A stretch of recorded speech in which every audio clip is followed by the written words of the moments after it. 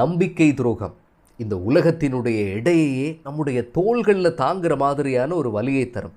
இந்த தருணங்களில் நாம் செய்யக்கூடிய மிகப்பெரிய ஒரு தவறு என்ன தெரியுமா?